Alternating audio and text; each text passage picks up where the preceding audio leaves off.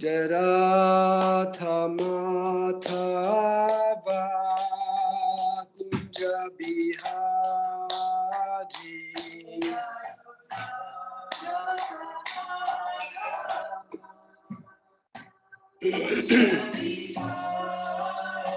Jaya Rathamathava Kunja Bihari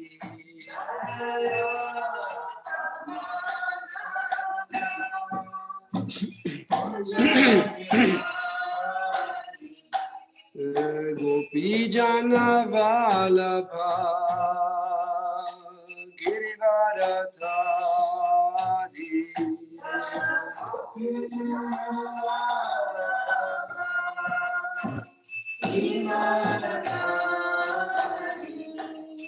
Gopi Jana Vallabha Girivaradhari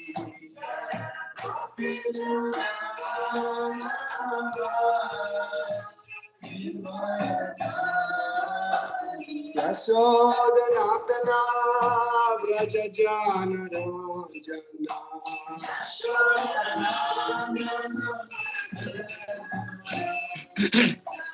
Yasodhanandana Vraja Jana Ranjana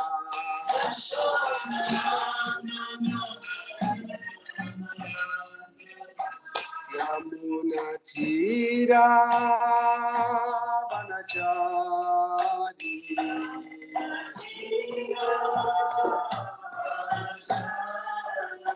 Yamuna Tira Vanachari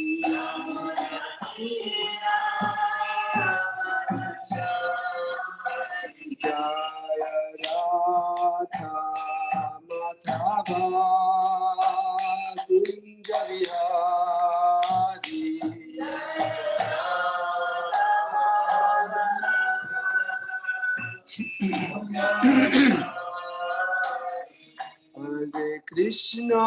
Hare Krishna Krishna Krishna Hare Hare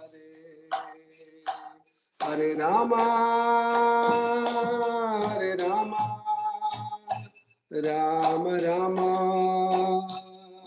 Hare Hare Hare Krishna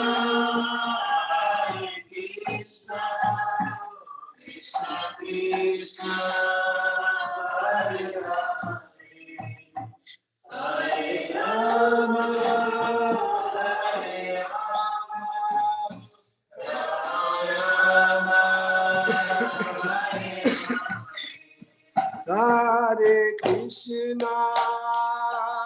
Hare Krishna Krishna Krishna Hare Hare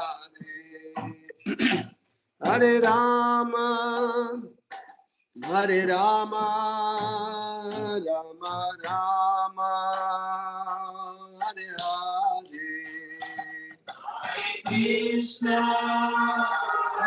Krishna Krishna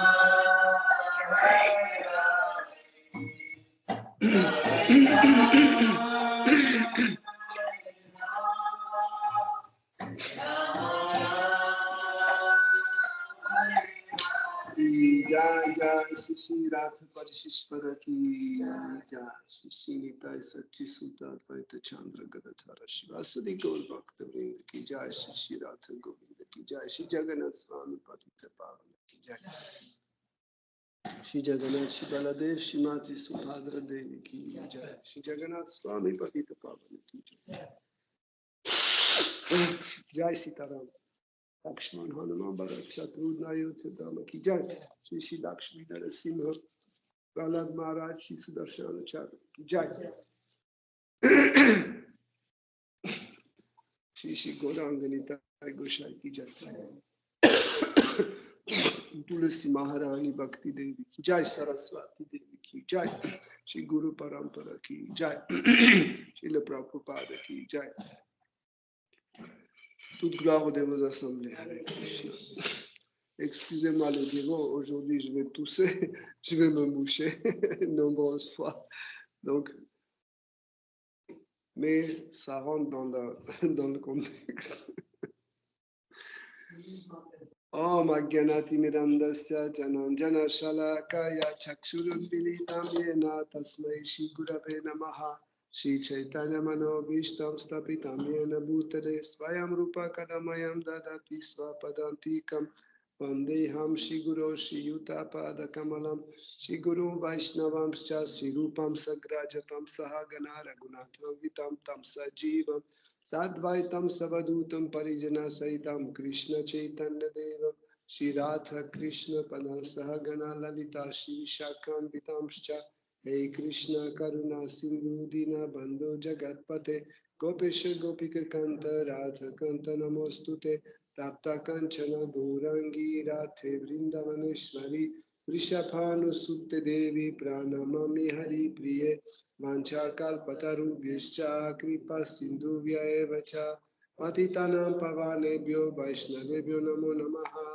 Nama Om Vishnu Padaya Krishna Prishtaya Bhutale Srimate Bhaktivedanta Swami Niti Namine Namaste Sarasvati Deve Gauravani Pracharine Nirvishesha Shunyavadi Paschatya Deshatarine Jai Shri Krishna Chaitanya Prabhu Nityananda Shri Advaita Gadadhara Shivasadi Gaura Bhakta Vrinda Hare Krishna Krishna Krishna Hare Hare Hare Rama Rama Rama Hare Hare Hare Nama Eva Kevalam Kalu Nasteva Nasteva Nasteva Gatirandataha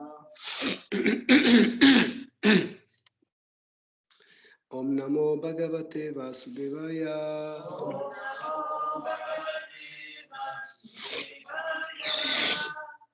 Om Namo Bhagavate Vasudevaya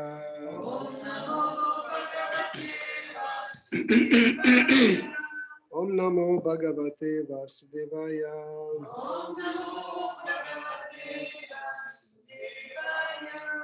Hare Krishna, chers dévots, aujourd'hui nous commençons un nouveau chant de Srimad Bhagavatam, le 5e. Le chant 5e. 5e chant de Srimad Bhagavatam, le chapitre 1, verset 1. Rajovacha priyavrato bhagavata atma rama katham mune grihe ramatayan mula karma bandha parabhava. Est-ce que je peux prendre le téléphone? Alors, verset 1, traduction. Le roi Parikshit s'enquit auprès de Shukadeva Goswami. Ô noble sage, pourquoi le roi Priyavrata, cet illustre dévot du Seigneur, cette âme réalisée, choisit-il de mener une vie de famille, cause première de l'asservissement au karma, l'action intéressée, et de l'échec de la mission humaine? Je lis tout le teneur est porté. Ok. Teneur est porté par sa divine grâce, Bhaktivedanta Swami Srila Prabhupada. Dans le 4e chant, Srila Shukadeva Goswami expliquait que Narada Muni avait parfaitement instruit le roi Priyavrata quant à la mission dont l'homme doit s'acquitter, mission qui consiste à réaliser son identité spirituelle pour revenir peu à peu vers Dieu dans sa demeure première. Or, puisque Narada Muni avait parfaitement éclairé le roi sur cette question, pourquoi celui-ci avait-il tout de même opté pour la vie de famille, cause principale de l'enchaînement dans la matière? Maharaj Parikshit était fort étonné de ce que le roi Priyavrata ait continué à vivre comme un père de famille, d'autant plus qu'il était non seulement une âme réalisée, mais également un bhakta de tout premier ordre. Le dévot du Seigneur n'est en vérité nullement attiré par la vie de famille, mais si étonnant que cela puisse être, le roi Priyavrata prit plaisir à cette situation. On peut ici objecter, mais qu'y a-t-il de mal à cela? La réponse est qu'au sein de la vie de famille, on devient enchaîné par les fruits de ses actes. L'essence de la vie familiale est en effet le plaisir matériel, et aussi longtemps qu'on s'absorbe dans toutes les sortes d'activités exigeantes en vue de la satisfaction des sens, On demeure enchaîné aux conséquences de ses actes. Cette ignorance de la réalisation spirituelle constitue pour l'homme la plus grande des défaites. La vie humaine est tout simplement conçue pour permettre à l'être d'échapper à l'esclavage auquel le contraint l'action intéressée. Mais tant qu'il oublie sa mission et agit comme un simple animal, se contentant de manger, de dormir, d'avoir des rapports sexuels et de se défendre, il doit poursuivre son existence conditionnée en ce monde. On qualifie une telle existence où notre nature profonde est réelle et se trouve oubliée de Svarupa Vishmriti. Voilà pourquoi la civilisation védique forme l'être dès son plus jeune âge à la vie de brahmachari. Celui-ci doit se livrer à des austérités et s'abstenir de toute activité sexuelle. Celui-ci doit se livrer à des austérités et s'abstenir de toute activité sexuelle. De la sorte, l'homme à qui l'on inculque parfaitement les principes du brahmacharya refuse généralement d'opter pour la vie de famille. Il reçoit alors le titre de Naishtika Brahmachari qui indique son vœu de continence totale. Aussi l'empereur Parikshit fut-il étonné d'apprendre que l'illustre roi Priyavrata avait opté pour la vie de famille, bien qu'il eût été éduqué dans les principes du Naishtika Brahmacharya. Le mot Bhagavata Atmaramaha présente dans ce verset un grand intérêt. Il désigne en effet une personne pleinement satisfaite en elle-même, comme l'est le Seigneur souverain. Il existe différents degrés de satisfaction. Les karmis puisent le leur dans l'action intéressée, et les gyanides sont heureux lorsqu'ils peuvent se fondre dans la splendeur du Brahman. Quant aux bhaktas, ils sont comblés lorsqu'ils peuvent se vouer au service du Seigneur. Pour sa part, le Seigneur jouit de la plénitude en lui-même, car il possède toutes les perfections, et celui qui trouve sa joie à le servir est qualifié de Bhagavata Atmarama. Manushyanam Sahashresu, parmi des milliers d'hommes, un seul peut-être s'efforcera d'accéder à la libération. Et parmi des milliers et des milliers de personnes aspirant à la libération, une seule peut-être parviendra à s'affranchir des angoisses liées à l'existence matérielle et à se complaindre dans son moi spirituel, Cependant, il ne s'agit pas là encore de l'ultime satisfaction. Les gyanis et les karmis ont encore des désirs, et de même que les yogis, mais les bhaktas, eux, n'en éprouvent aucun. La même satisfaction puisée dans le service du Seigneur a pour nom akama, absence de désir, et c'est en cela que réside la satisfaction ultime. Voilà pourquoi Maharaj Parikshit demanda « Comment un être pleinement satisfait au niveau le plus élevé peut-il prendre plaisir à la vie de famille ?» Le mot parabhava, qui est utilisé dans ce verset, mérite également qu'on s'y arrête. Celui qui se complaît dans la vie de famille est condamné car il a sans nul doute déjà oublié le lien qui l'unit au Seigneur. Pralada Maharaj explique d'ailleurs comment les activités d'un homme marié forment pour lui un véritable engrenage. Il compare la vie de famille à un puits sombre. Atma patam griham anda kupam. Si quelqu'un tombe dans ce puits, sa mort spirituelle est assurée. Le verset suivant indique comment Priyavrata Maharaj demeura un paramahamsa libéré, même au sein de la vie familiale.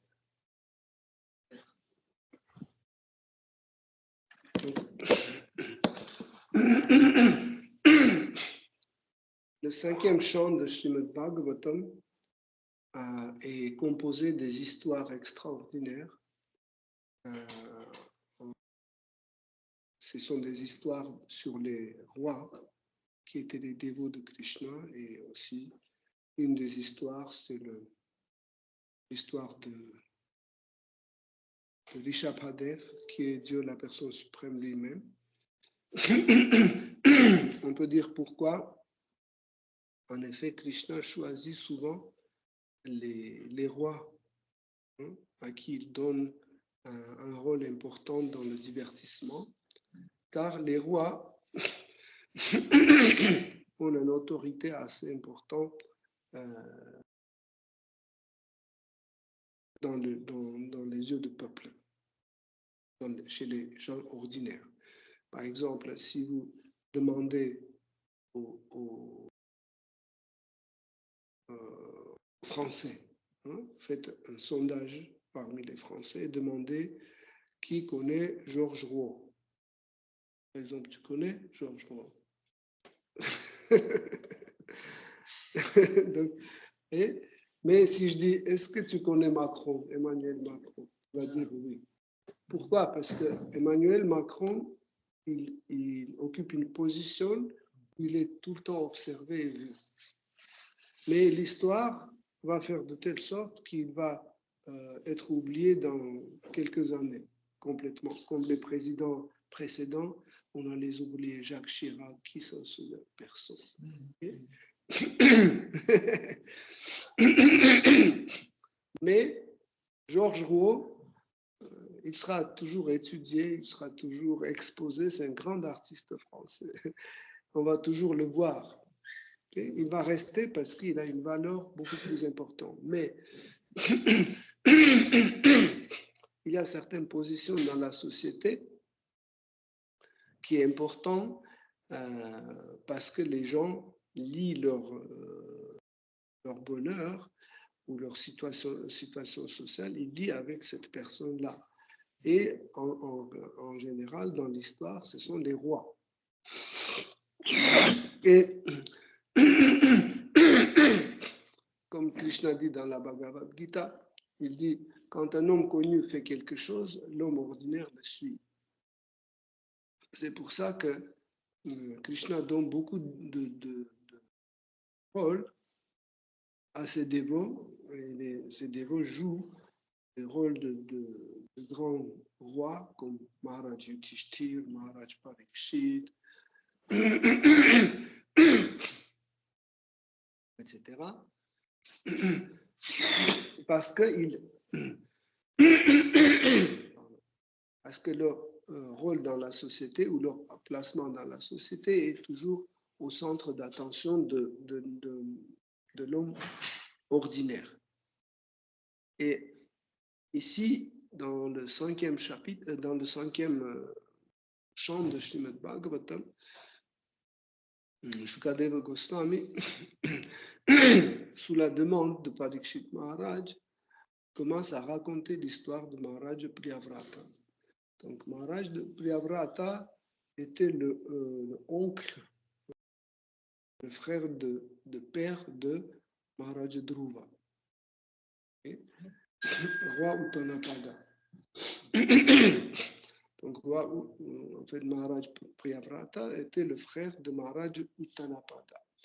Et tous les deux, en fait, quand ils étaient nés, Maharaj Priyavrata, dès sa naissance, a manifesté son rejet à tout type de plaisir matériel, toute sorte de gratification des sens, et il s'est éloigné de la société pour pratiquer le renoncement.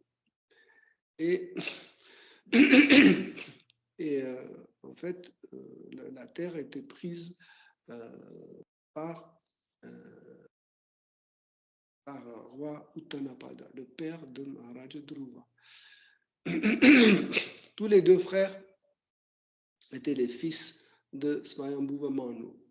Et donc Swayambhuva Manu était le grand-père de Maharaj Dhruva.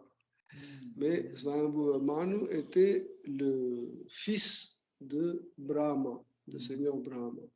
Donc, de sorte, c'est une histoire, un peu histoire familiale, de la famille, histoire familiale. Et au moment quand toutes ces histoires que nous avons déjà étudiées est venues, et donc tout s'est passé, Dhruva Maharaj aussi, il est allé dans le monde spirituel. Donc, Swayambhuva Manu voulait aussi laisser en fait, son poste et aller dans la forêt. Hein, parce que Swayambhuva Manu est aussi, en fait, il est le roi de tous les rois de l'univers. Son poste, en fait, le poste de Manu, il est le roi de tous les rois de l'univers. Pas de notre terre, mais de l'univers entier. Si par exemple un roi, établit une loi locale. Donc, les autres pays ne sont pas obligés de respecter cette loi. Les lois annoncées par Swayambhuva Manu, ça concernait tous les rois de l'univers. Peu importe qu'ils sont sur les planètes édéniques, infernales, moyennes, peu importe.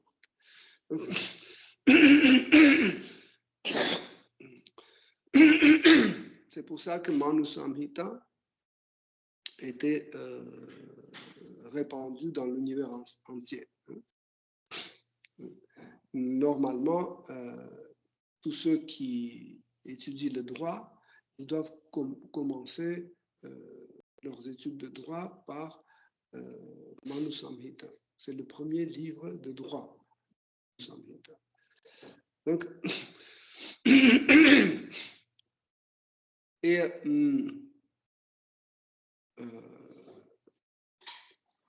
Maharaj Priyavrat n'avait aucune envie de se marier, faire la vie familiale, etc. Il voulait continuer sa vie comme brahmachari. Il était le disciple de Narada Muni, comme son neveu. Et en aucun cas, il ne voulait pas entendre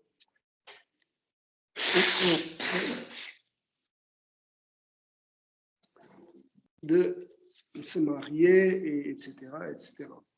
Donc, mais, comme dans le 4e chant, Shukadeva Goswami a raconté comment Maitreya Muni a décrit que en cours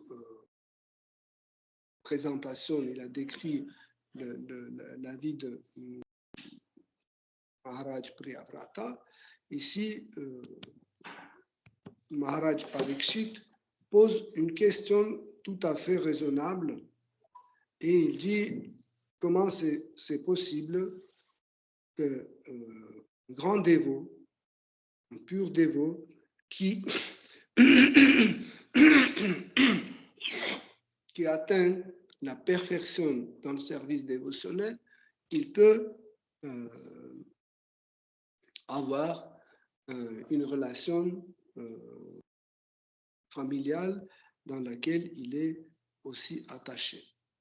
Donc,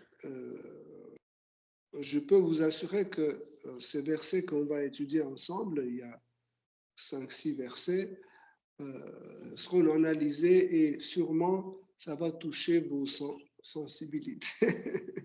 Parce que la plupart d'entre vous sont mariés, la plupart d'entre vous sont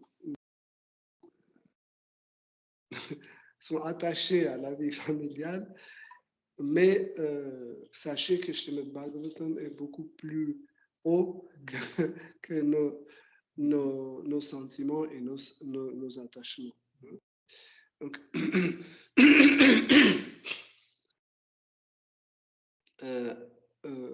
je me souviens quand on a commencé à étudier les Shastras, quand on a commencé à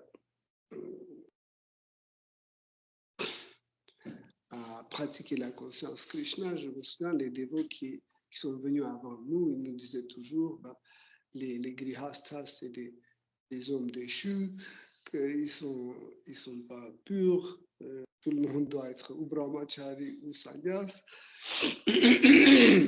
Si tu es marié, tu as les enfants, tu es quelqu'un qui gratifie ses sens, etc. etc. Donc, c'était la première connaissance de comment on comprend l'idée d'être marié. Je vais donner un coussin.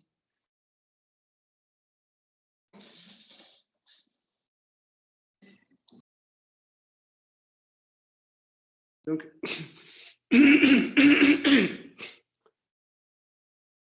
en fait, l'idée de la famille est difficile à comprendre parce que souvent nous comprenons l'idée de famille d'une façon trop directe et d'une façon très mécanique. Nous pensons que si un homme et une femme se marient et ils ont des enfants, donc c'est une famille. Donc je dis, dans ce cas-là, si deux frères se mettent à côté comme ça, et parmi eux, il y a leur sœur qui reste comme ça, donc c'est automatiquement Jagannath, Baladev et Subhadra. Ça ne marche pas, non? Pourquoi? Pourquoi ça ne marche pas? Ils sont pareils. Ce frère, il est foncé, l'autre frère, il est clair, et celle de mieux, elle est jaunâtre. Donc, Jagannath, Baladev, Subhadra. Et en plus, ils sont comme ça. Non. En fait, la famille, la famille, initialement, c'est un esprit qui unit une certaine quantité de personnes. Par exemple, deux personnes, une femme et un homme. Celui-là, il est, je ne sais pas, il est né au Japon et celle-ci est née au Canada. Okay? Ils ne sont pas de la même famille. Et du coup, ils arrivent et disent, maintenant, nous sommes une famille. Et après, des enfants qui se naissent, ils sont aussi de notre famille. Et lui, il n'est pas de notre famille. Pourquoi? On peut le prendre comme ça et mettre maintenant lui aussi. Comment la femme et l'homme qui étaient de deux familles différentes, comment ils ont devenu d'une même famille? Parce qu'ils s'aiment. Ben, lui aussi, il nous aime bien. Donc, lui aussi, il est membre de notre... Non. Comment tu ne comprends pas? Il faut naître dans cette famille. Oui, mais ces deux-là, ils sont nés dans deux familles différentes. Oui, mais ils s'aiment. Oui, mais lui aussi, il nous aime et nous, il l'aimons aussi. Donc, il est membre de notre famille. Non. Vous comprenez? Donc, en fait, l'idée de famille, c'est l'humeur. C'est comme ça que nous formons une famille. Ce n'est pas un truc mécanique. Ce n'est pas un fait accompli. Que voilà. Donc, il est né dans notre famille. Bon, tant pis. On doit l'accepter comme membre de famille. Je sais que c'est quand on est très attaché à l'idée de la famille, c'est très difficile à écouter ces paroles, mais c'est une austérité que vous allez faire. Je vais essayer d'aller doucement pour ne pas trop toucher vos sentiments.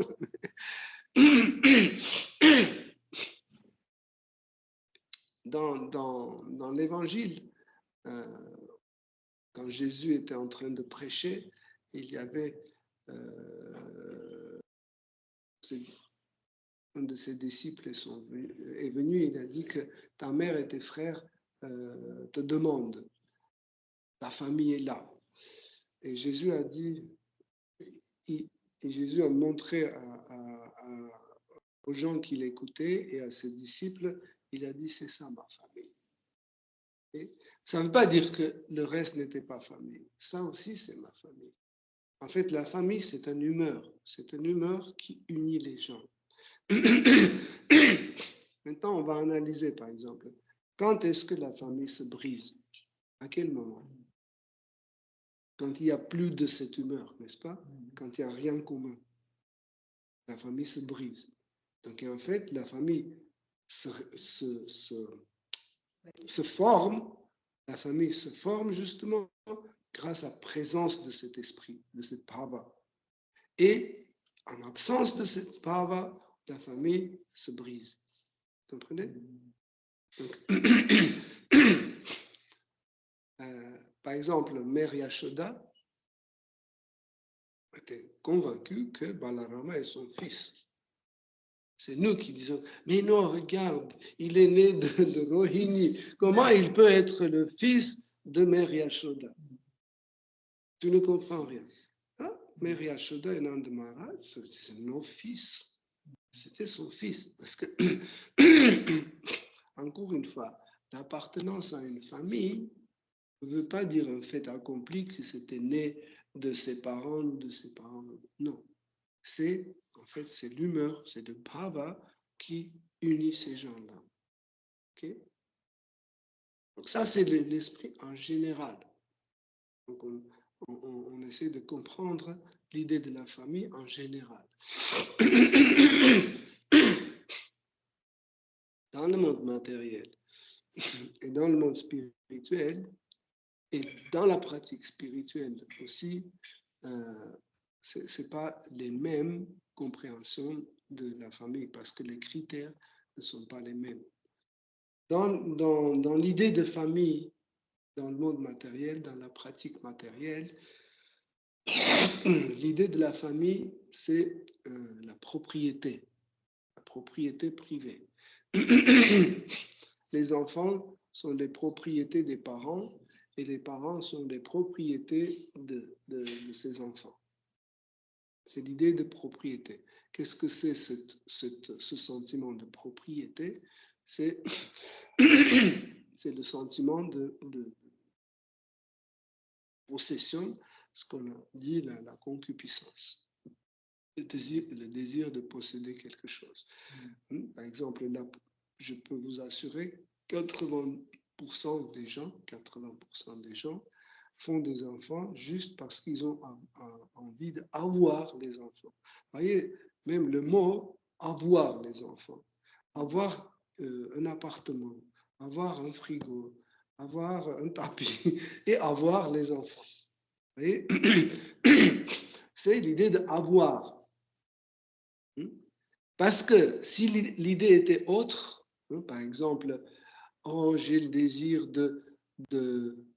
élever un enfant. C'était cette idée ou ce désir, nous pouvons l'appliquer sur un enfant de voisin, ou les enfants de ma soeur, les enfants de mon frère, etc. Parce que ce n'est plus l'idée d'avoir, parce que j'ai envie de les élever. Ou par exemple, j'aimerais bien éduquer un enfant. Je peux aller travailler à l'école où il y a beaucoup d'enfants. Mais non, c'est pas les miennes. Les miennes, c'est ça. C'est les miennes. En fait, c'est ma propriété. Pourquoi? Parce que je veux avoir les miens. Parce que aimer les enfants, il n'y a pas de problème. Il y a tellement d'enfants dans le monde. Ou s'occuper des enfants, il y a tellement d'enfants qu'on peut s'occuper. Non, nous voudrions avoir ça comme une propriété. Et en fait, tous les autres membres de la famille matérialiste sont basés sur le principe de la possession. Mon mari, ma femme, mon père, ma mère, mon frère, ma soeur, c'est toujours cette idée de la possession. Peut-être mon frère est très chiant, je le déteste, mais c'est le mien. Je le garde quand même parce que peut-être ma mère elle est mauvaise, mais quand même c'est la mienne, je la garde. C'est toujours la famille matérielle, elle est basée sur le principe de la possession. Tandis que dans le monde spirituel, le principe de... Excusez-moi.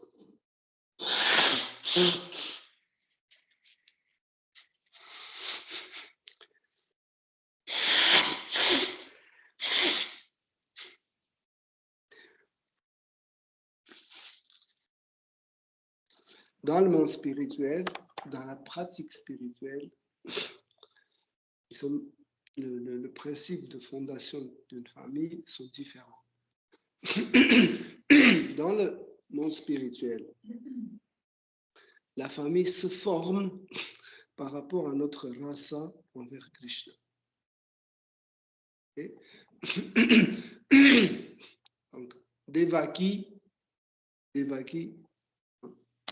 est la femme de Vasudeva. Pourquoi? Parce que Vasudeva est le père de Krishna. Vous voyez? C'est pas la raison que, oh, chérie, je t'aime. Non. En fait, le centre d'attention, c'est pas son mari. Le centre d'attention est Krishna. Vous comprenez la nuance? Ok? Pourquoi Nanda Maharaj est le mari de Mary Yashoda? Parce que Mary Yashoda est la maman de Krishna. C'est pour ça qu'il est le mari de Mary Yashoda. Vous voyez, le centre d'attention, le but définitif, le but final n'est pas Mary Yashoda. Le but final, c'est Krishna. Vous comprenez? Pourquoi ils habitent tous à Vrindavan? Tous les deux, ils habitent à Vrindavan. Pourquoi? Parce que Krishna est à Vrindavan. C'est pas parce que, oh, Vrindavan, il est joli, ce sera pas mal d'y habiter. Non, parce que Krishna y habite, ils habitent à Vrindavan. Vous voyez? Donc, le but, c'est pas le lieu. Le but, c'est Krishna. Si Krishna n'habitait pas Vrindavan, comme par exemple quand Krishna est parti à Mathura, quand Krishna est parti à Mathura,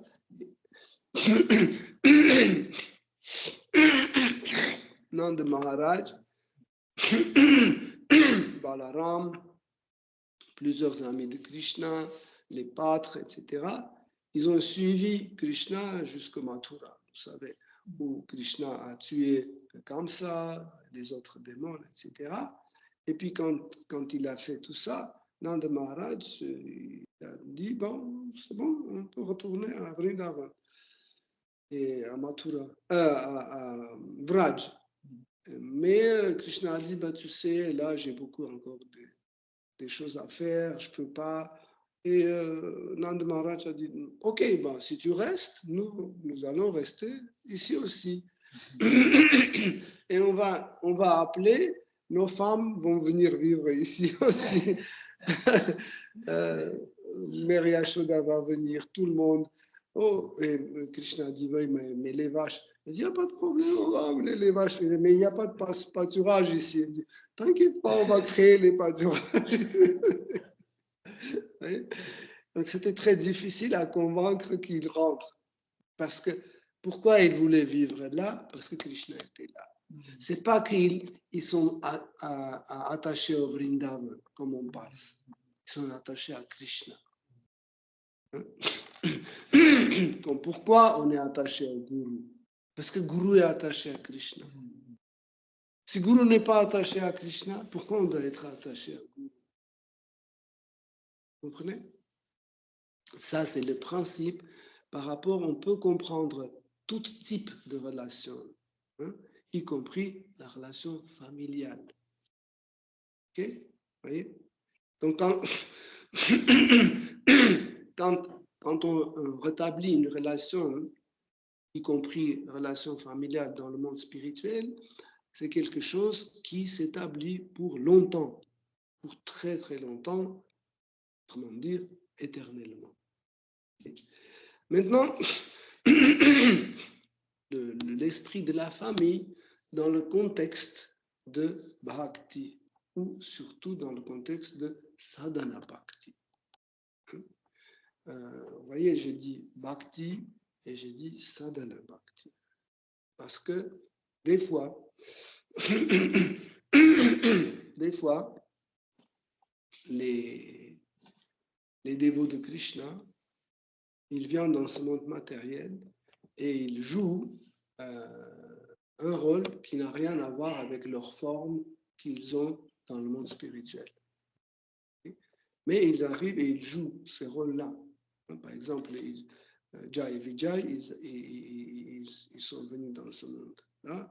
Et Jaya, il est devenu Hiranyakashipu, il s'est marié, il a créé une famille, il a fait la naissance de Prahlad Maharaj.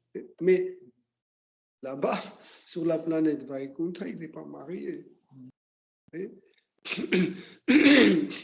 La famille, ce n'est pas son milieu de son Swarupa. Okay? Là-bas, il n'est pas marié. Mais ici, il fait ça comme un service. Et c'est pour ça que je dis dans le bhakti et dans le sadhana bhakti. Parce que quand il est venu ici, il jouait le rôle de Hiranyakashipu, donc il faisait ça parce qu'il était un bhakta. Ce n'est pas Hiranyakashipu qui était un bhakta, c'est Jaya qui était bhakta, qui jouait le rôle de Hiranyakashipu. En fait, ce jeu de rôle était bhakti. Mais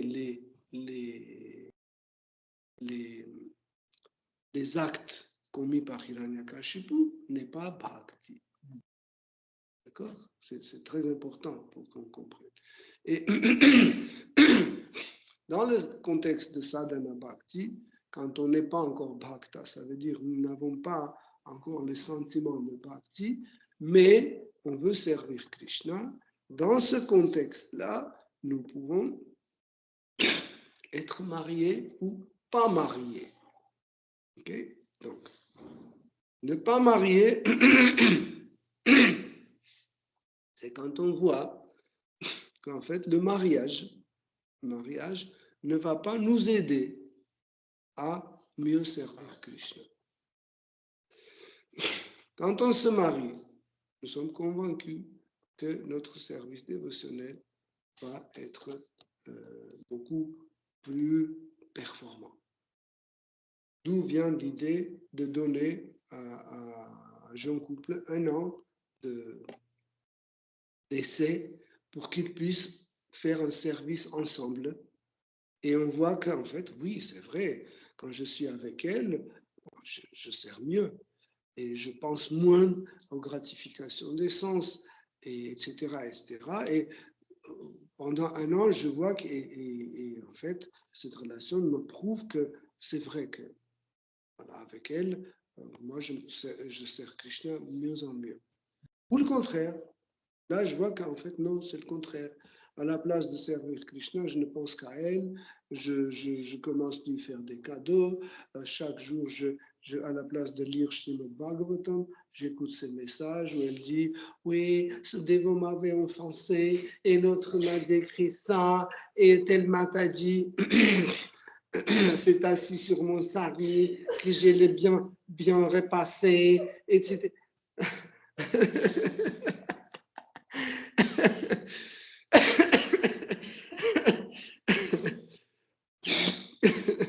Donc, comme ça, à la fin d'année, il comprend qu'en fait, c'est pas la bonne candidate pour être marié.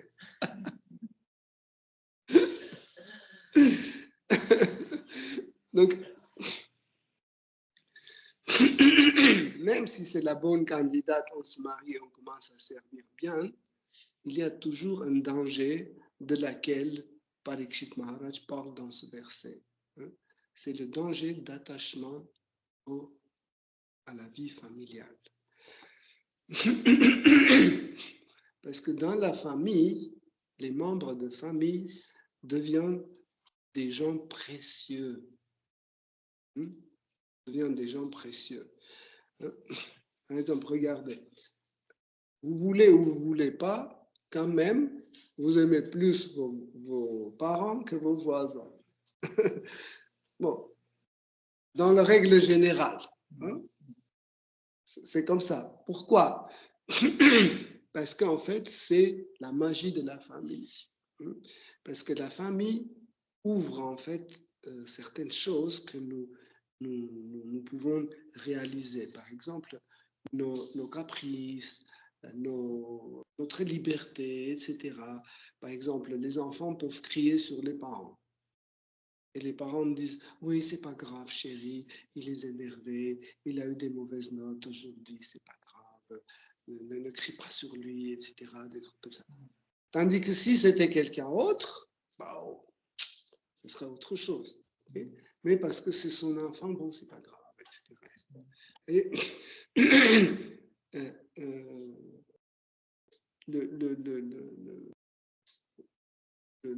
la connaissance sur la famille, en effet, s'appelle Sambandha. La relationnel. En fait, qu'est-ce que c'est relationnel? C'est la famille.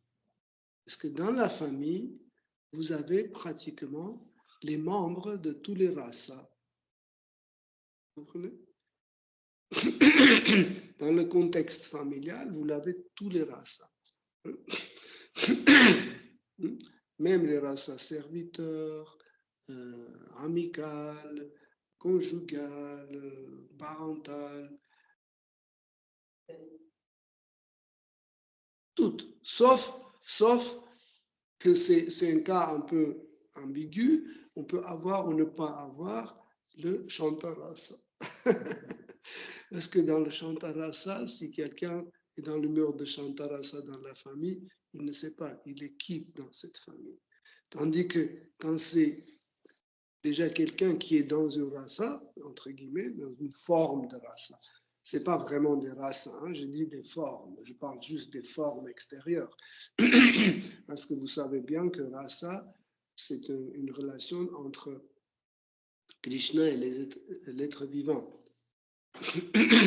La relation entre deux dévots, même les deux purs dévots, ce n'est pas considéré comme un rasa. Et la base de chaque rasa, c'est le sentiment de dévot envers Krishna et pas le sentiment de Krishna envers le dévot. C'est le dévot qui met la graine de rasa, entre guillemets. Mais la cause de rasa, c'est Krishna. La cause initiale d'apparition de rasa, c'est Krishna. Et dès que Krishna apparaît, notre rasa commence à se manifester. Le rasa, ce n'est pas une envie. Le rasa, ce n'est pas un choix. On dit, ah, il y a 5 rasas. Alors, ça ne me plaît pas, ça me plaît, ça ne me plaît pas. Ce n'est pas un choix. Nous sommes, ça veut dire c'est un être, c'est notre nature éternelle. On ne peut pas choisir. Nous sommes ce qui nous sommes, c'est tout. Vous ne pouvez pas choisir, vous ne pouvez pas changer. Okay? Donc, dans le cadre de Shantarasa, hein, c'est aussi un rasa. Pourquoi on appelle ça rasa? Même s'il n'y a pas une forme de relation assez précise ou qui ne rentre pas vraiment dans le sambandha, dans le contexte familial, c'est aussi un rasa parce que ça apporte un goût. Les 7 rasas secondaires, ils sont aussi considérés comme rasa. Pourquoi? Parce qu'ils apportent un goût rasa. Ils apportent un goût que nous pouvons savourer avec Shri Krishna. C'est pour ça qu'ils sont aussi considérés comme rasa. Okay? Donc,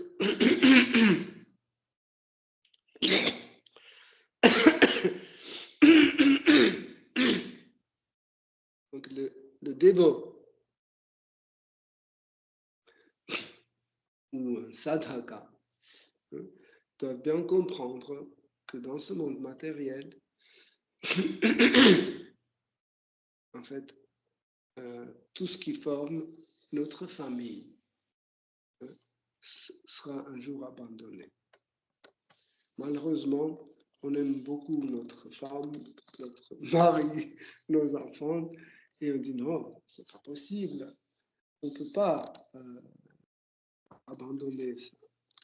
Et en fait, les gens sont tellement attachés l'un à l'autre que en fait, les femmes, pour suivre leur mari, rentraient dans le feu, le corps de son mari était sur le feu de bois, elles rentraient dans le feu, elles quittaient leur corps pour renaître là où laissait leur mari précédent, pour de nouveau former un couple et revivre ensemble. Donc, en réalité, c'est un attachement c'est un attachement matériel. Pourquoi? Parce qu'ils vont renaître de nouveau. Un jour, ils doivent encore une fois abandonner cette position. Et il n'y a pas une garantie que, en fait, ça sera toujours sous la forme d'un couple de deux. Ça peut être, on peut naître deux sœurs, deux frères, ou naître un chien et un autre chien. Mais sachez qu'un jour ou l'autre, on doit abandonner cela. Mais quand nous sommes réunis, comme je ne dis pas que c'est tout à fait le vrai, mais si on est réunis comme dans le monde spirituel, si que notre but final c'est Krishna, hein, elle est ma femme parce qu'elle adore Krishna. Hein? Il est mon mari parce qu'il adore Krishna. Vous voyez? Ça, en fait, ça peut créer une situation qui va amener ces deux personnes qui ont le même goût pour le divertissement de Krishna et seront rapportés dans le même contexte. Et ils vont être nés dans le même endroit, dans le même contexte pour jouer le même rôle. Par exemple, ils peuvent être le poignet de la porte de deux côtés. Pareil, ils vont faire tout ensemble. Ils seront toujours ensemble, éternellement ensemble, et toujours jouer le même rôle, faire plaisir à Krishna, comme chaque fois qu'on est.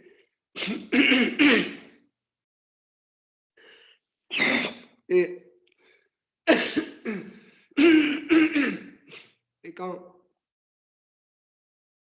Parikshit Maharaj a demandé mais comment il pouvait, Priyavrata Maharaj, comment il pouvait en même temps, en étant un dévot, etc., ne pas comprendre ces choses, c'est que il y a une autre subtilité, on va en parler plus tard, parce que il y a un verset, en fait, il y a un verset dans lequel lui-même, Priyavrata, après avoir vécu une grande, longue vie avec sa femme, avec ses fils, etc., etc., il a eu aussi la deuxième femme. Et un jour, il s'est arrêté et il a dit, mais où je vais? Qu'est-ce que je suis en train de faire? En fait, si vous vous souvenez, on a touché ce sujet légèrement quand on a parlé de Di Pracheta. C'était un peu la même situation. Et vous avez posé cette question, et on a dit qu'on va le voir aussi sur l'exemple de Maharaj Priyavrata. Encore une fois, on disait, mais ils ont reçu tellement d'instructions, ils ont fait tellement de pratiques, etc. Ils étaient des purs dévots, etc. Mais comment ils ont pu rentrer dans ce contexte de la famille et être attachés? Et en fait, la difficulté, c'est que nous pouvons avoir un seul objet de méditation. Okay?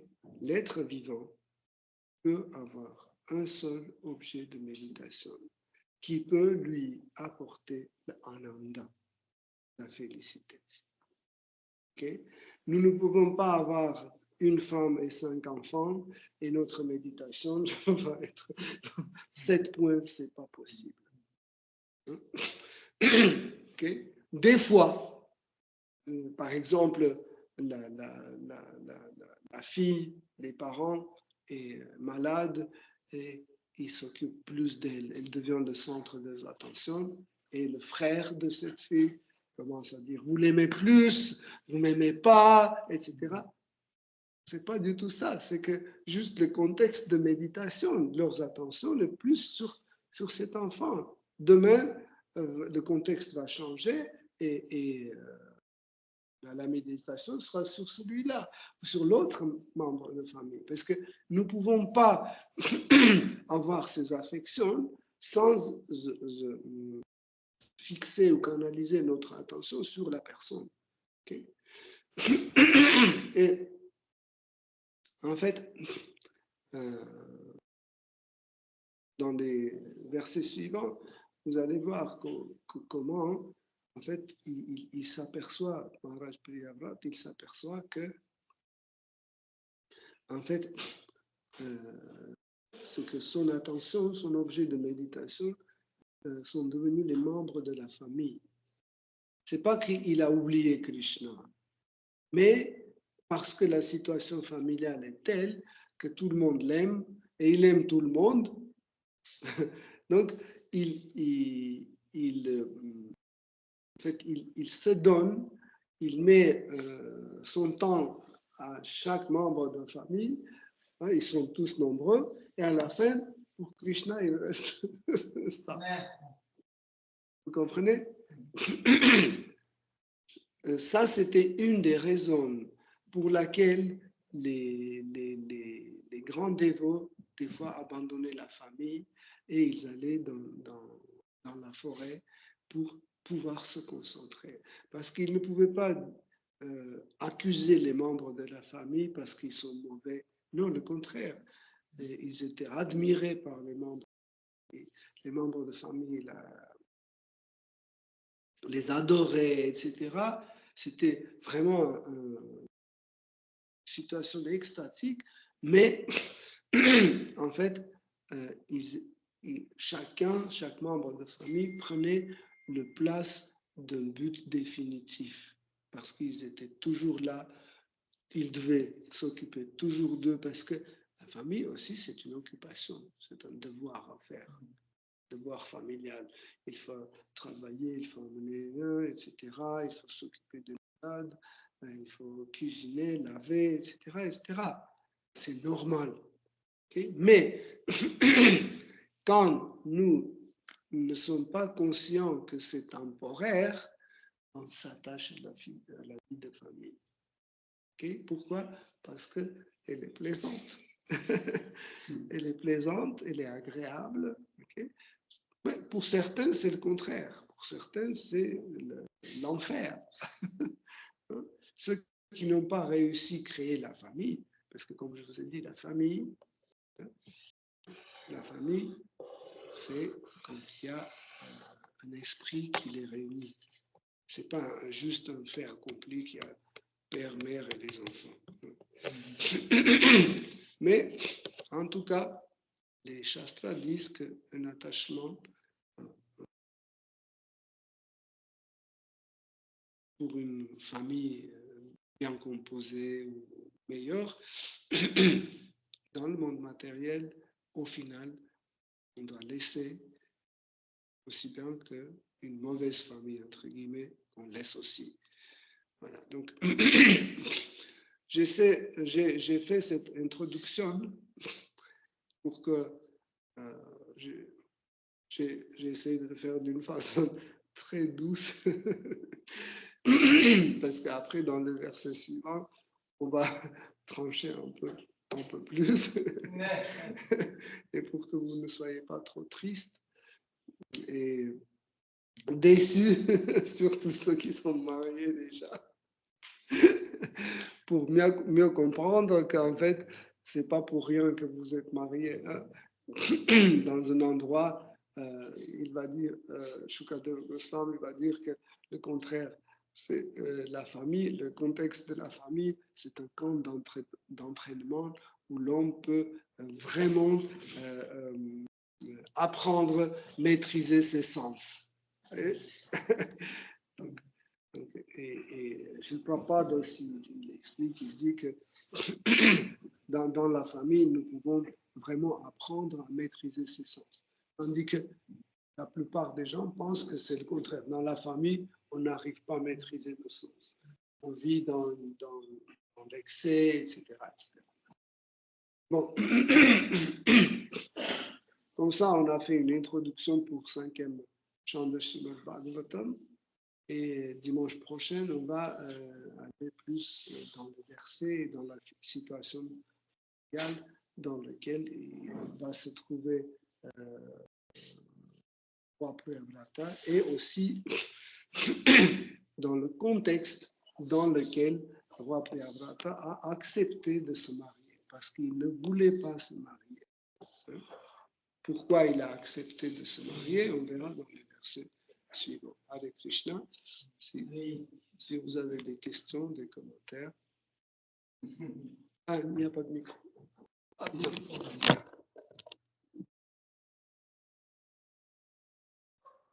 Question, une juste toute petite, ça veut dire Devahuti était la sœur de Uttanapada et Priyavrata parce qu'elle aussi, elle était la fille de Swayambhuva Manu, non? Ou c'est différentes époques, je confonds? Parce que dans l'histoire, c'était ça, elle était la fille de Swayambhuva Manu. Donc, ils étaient frères et sœurs. C'est ça, c'est de la même époque ou... Des fois, il y a des situations parce que les Manus vivent très très longtemps. Des fois, il y a des situations où un membre de famille qui est né et qui est mort, il ne voit pas l'autre membre de famille qui va naître 1000 ans plus tard, 1000 ans après la mort de quelqu'un d'autre. Il faut voir... Oui.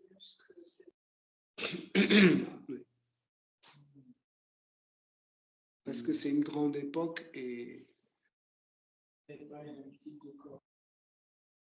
Parce que le yuga change.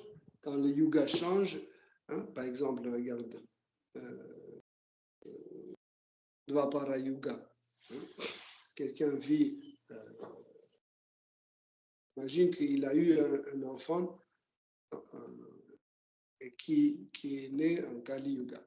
Donc il va vivre entre guillemets, selon l'échelle d'une autre planète, il va vivre ses 100 ans, et il va mourir, et après il va engendrer un autre enfant dans Satya Yuga.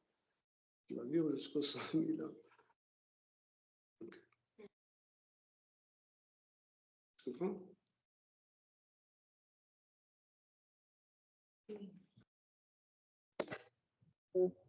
Par rapport à la propriété, quand tu disais dans la famille, on pense c'est mon mari, c'est ma femme, c'est mes enfants et je prends soin de mes enfants et pas celle de voisins.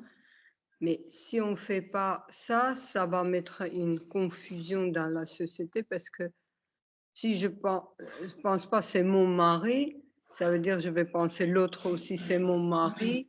Je peux avoir les sentiments conjugaux avec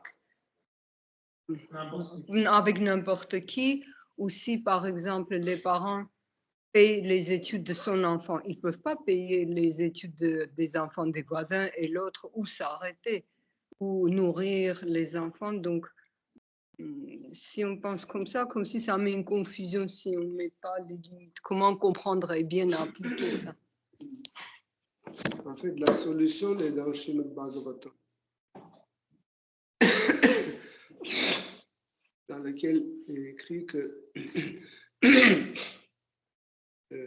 le premier problème de la vie matérielle, c'est que nous pensons qu'il y a quelque chose qui peut nous appartenir et que nous sommes les possesseurs de quelque chose. Ok? Donc, je ne dois pas penser que c'est ma femme. Je vais penser que, en fait, c'est Krishna m'a donné cette fille qui va jouer le rôle de ma femme. Mais ce n'est pas la mienne, c'est la propriété de Krishna. Et tu comprends? Et cette femme-là, Krishna ne m'a pas donné. Donc il va donner à quelqu'un d'autre. Mais ni celle-là, ni l'autre ne m'appartiennent pas. Toutes les deux sont la propriété de Krishna.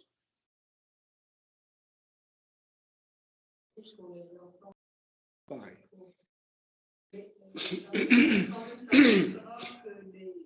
parents prendre soin plus de leurs propres enfants, même on ne veut pas prendre Je vais te donner. Tous les enfants. Non, je vais te donner dans notre cours, il y a des enfants. S'ils vont venir, vont dire, Rasadi Lama te dit, nous avons faim. Est-ce que tu vas les nourrir ou pas? Ben voilà. Tu as répondu à ta question. Même tu vas donner ton mécénat et tu ne vas pas manger, tu vas donner à ceux. C'est normal. Les limites, c'est dans la limite de la possibilité. Bien sûr. Si tu as un mécénat, tu vas partager en 2. S'ils sont 4, tu vas partager en 4. Je veux dire, payer les études très chères, payer pour un enfant. Nous avons déjà fait ça. On a payé les études de plusieurs personnes qui étaient entre guillemets les nôtres ou entre guillemets non pas nôtres. Quelle est la différence? Et c'est limité, je veux dire, on ne peut pas. Oui, selon les possibilités disponibles. Tu ne peux pas donner un mécénat à ton voisin si tu n'en as pas. Allez, Krishna.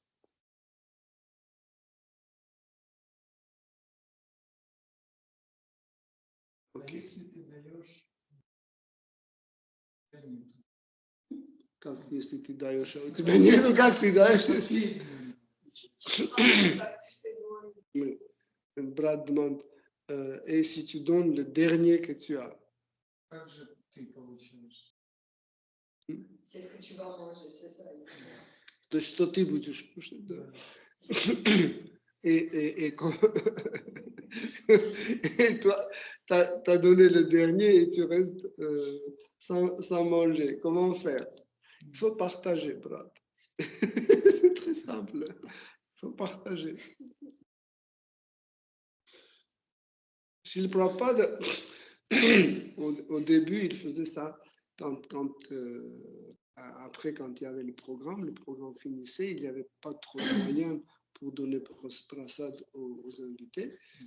Il sortait une pomme et il comptait combien de personnes il y avait. S'il y avait 3 personnes, partageait en 3. S'il y avait 5 personnes, il partageait en 5. S'il y avait 10, il divisait en 10 et chacun recevait un petit morceau de prasad et il partait.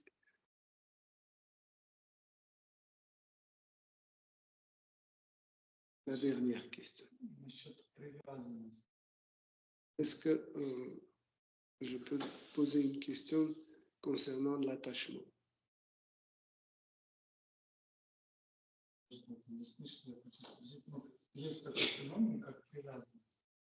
Il y a un phénomène appelé l'attachement. C'est vrai.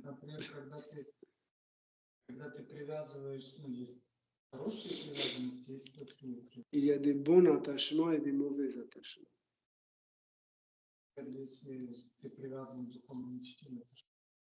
Si tu es attaché au maître spirituel, c'est un bon attachement. Mais en même temps, on dit qu'il ne faut pas s'attacher.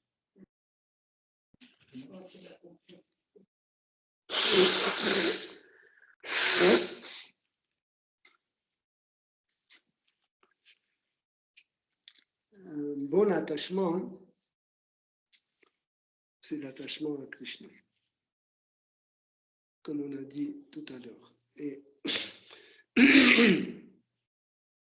le mauvais attachement, c'est l'attachement à quelque chose qui n'est pas lié, soit directement, soit sentimentalement, soit mentalement à Krishna. Et quand c'est lié, c'est très bien. Même d'une façon inconsciente. Par exemple, si la voiture va à Vrindavan et on est assis dedans, on ne sait pas que la voiture va à Vrindavan, ok, c'est bien. Pourquoi? Parce qu'on va se retrouver à Vrindavan. Même si je sors de la voiture et je ne sais pas que je suis à Vrindavan, c'est toujours bien. Pareil, quand on est attaché à quelqu'un ou à quelque chose qui est lié à Krishna, c'est très bien. Et quand on est attaché à quelque chose qui n'est pas lié à Krishna, hein, où on n'est pas conscient qu'il est lié à Krishna, donc l'effet sera ou mauvais ou faible. Okay? Des fois, les gens sont attachés à leur gourou, pas parce que gourou est attaché à Krishna, c'est parce que gourou est gentil, parce qu'il nous accepte comme nous sommes, il ne nous force pas de chanter 16 tours, il ne nous force pas de faire les kadashi, il dit c'est pas grave, il est toujours souriant, il chante des mélodies extraordinaires, etc. Et on est attaché à cette personne. Mais Guru, Guru c'est Krishna, qui est présent dans cette personne. Ok? Et quand on dit on est attaché à Guru, on veut dire qu'on est attaché à Krishna. Parce que si on enlève Krishna de cette personne, il n'est plus un Guru. Parce que Guru c'est Krishna. Donc, où on est attaché si on dit qu'on est attaché à Guru, ça veut dire qu'on est attaché à Krishna. Et on doit voir, par exemple, tu dis que tu es attaché à ton Guru. Ok? Ça veut dire qu'on doit faire une conclusion que tu es attaché à Krishna. Et on doit voir ça dans ton comportement de chaque jour. On va dire, ah oui, comment ce dévot est attaché à Krishna? Oh là là, regarde, il a fait ça. Il est très attaché à Krishna. Mais il y a des gens qui montrent un attachement. Oh, Guru Maharaj arrive. Oh. Et après Guru Maharaj est parti, on ne voit plus ce dévot. Il y en a beaucoup comme ça. Il ne vient jamais au Sangha, il ne donne pas un centime pour maintenir le Namahata, il ne cuisine jamais quelque chose, il arrive même pas pour le prasad, même pas, il est très arrogant, etc. Mais dès que Maharaj arrive, oh Guru Maharaj, il arrive, il se met à côté de Guru Maharaj, prend des photos, etc. Donc, est-ce que c'est un attachement à Guru? Parce qu'un attachement à Guru doit se manifester dans la vie quotidienne de ce dévot. On doit voir, parce que si on est attaché à Guru, Guru a dit, il faut que tu apprends la langue française. Et Guru voit le matin qu'il ne fait pas ses devoirs. 1 jour, 2 jours, 3 jours, 5 jours. Est-ce qu'il est attaché à Guru? Non. Ou comment on peut comprendre qu'il est attaché à son Guru? Par quoi? S'il n'exécute pas il n'applique pas les instructions de Guru. Ça veut dire qu'il est juste attaché parce qu'il est bien, il est gentil, Guru. Il est, je sais pas, il est soigneux, il est drôle, il chante bien.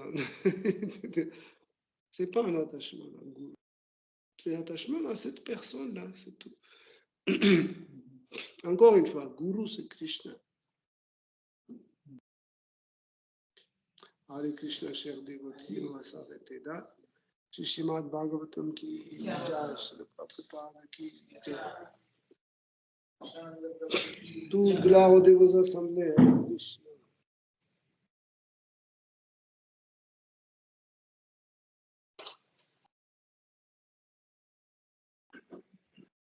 Oh,